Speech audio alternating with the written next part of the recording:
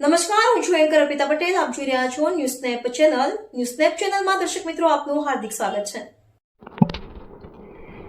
Ahmedabad Juhapura Maktampura ward સબ zonal ઓફિસની અંદર આધાર કાર્ડના સુધારા માટે 39 ડિગ્રી ગરમીની અંદર ગરમીથી લોકો પરેશાન, વારંવાર ધક્કા ખાવા પડે છે. લોકોને સ્કૂલ, કોલેજ, નોકરિયાત ધંધાવાળા પોતાની જીવન જરૂરિયાત વસ્તુઓ છોડીને ધક્કા ખાય છે. લોકોની માંગણી છે એમની સમસ્યાનું સમાધાન જલ્દીથી જલ્દી આવે. રિપોર્ટર ચૌહાણ, ઇમરાન, અમદાવાદ. શું થયું? તમે આધાર કાર્ડ કરાવવા માટે આવ્યો તો શું પ્રોબ્લેમ બની છે? મારું નામ મેમર અમીર સોહિલ છે. તમે અહીંયા જોઈ શકો છો, આ મારી જન્મ પ્રમાણપત્ર છે મારું, બરોબર. હવે આ જન્મ પ્રમાણપત્રમાં આમિર સોહિલ લખેલું છે, મારા પપ્પાનું નામ છે, તો પણ મને કહે છે કે આ એક લીટીમાં કરાવીને લાવો ને કે ગુજરાતી નહીં ચાલે, કે ઇંગ્લિશમાં કરાવો. હવે મારા આધાર કાર્ડમાં ખાલી મારે DOB સુધારવાની છે, ડેટ ઓફ બર્થ મારી, બરોબર. હવે આમાં 1199 છે ને મારી જન્મ પત્રિકામાં 31/7/1999 છે, બરોબર. બેમાં અલગ અલગ થઈ ગઈ.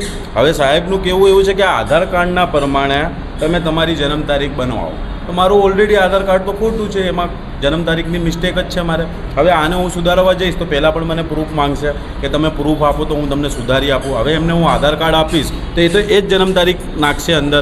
હાલાકી મારી ઓરિજિનલ જન્મ તારીખ તો આ છે, તો હવે મારે કઈ રીતે સુધારવાની એ વસ્તુ? તો તમારા જોડે પુરાવો કેટલો છે કે તમે આજે જન્મ તારીખ છે એમાં તમારા પાન કાર્ડમાં પણ આ છે 31/7/1999. બરાબર.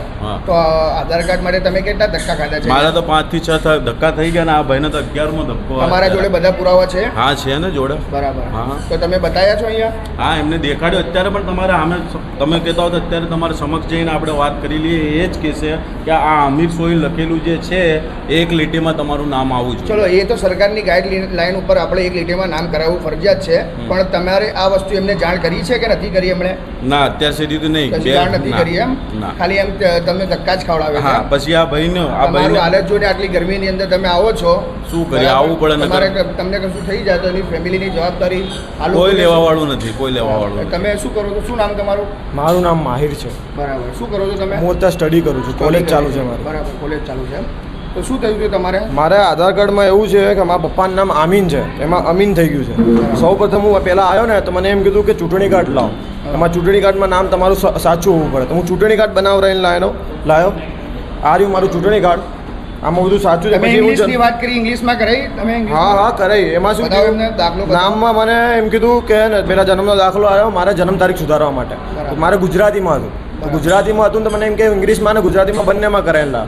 મારું ગામડું નળ સરોવર છે. નળ સરોવર હું 70 કિલોમીટર અહીંથી થાય છે. 70 કિલોમીટર 3 ધક્કા ખાધા મેં 70 કિલોમીટરના. તારે જઈને આ મારું ઇંગ્લિશમાં થયું છે. બરાબર. અને હવે એ પણ લઈને આવ્યા તો મને કહે છે કે ગેજેટ કરાવીને લાવો તો જ સુધરશે. બધા ડોક્યુમેન્ટ મારી પાસે છે, સાચા છે, બરાબર, ઓરિજિનલ. તો તમને સંતોષકારક અહીંથી જવાબ મળતો નથી? ના, નથી મળતો. 10મો કે 11મો તમે એવું હોય તો ગેજેટ આપી દો. ગેજેટ આવ્યા પછી બી તમને ના મળે તો પછી આપણે અત્યારે કીધું ને કે એરર આવતી રહેશે. હમણાં જ કીધું કે અમે લોકો નાખીને કે ચેક કરી લે કે એરર આવતી રહેશે. એવા જવાબ આપે. એવા જવાબ લઈને અમારે શું કરવાનું? તો તમે આવી ગરમીની અંદર તમે સ્ટડી કરો છો ને આવા ધક્કાઓ થાવ છે, તમને કશું થઈ જાય તો એની જવાબદારી કોની? કોઈ નહીં, કોણ લેશે? બરાબર. આ આધાર સેન્ટર ઉપર તમે રિક્વેસ્ટ કરીને વાત કરી છે કે તમે દાદાગીરી કરી છે કે શું? ના, અમે કશું નથી કર્યું, અમે શાંતિથી જ વાત કરી છે. બરાબર.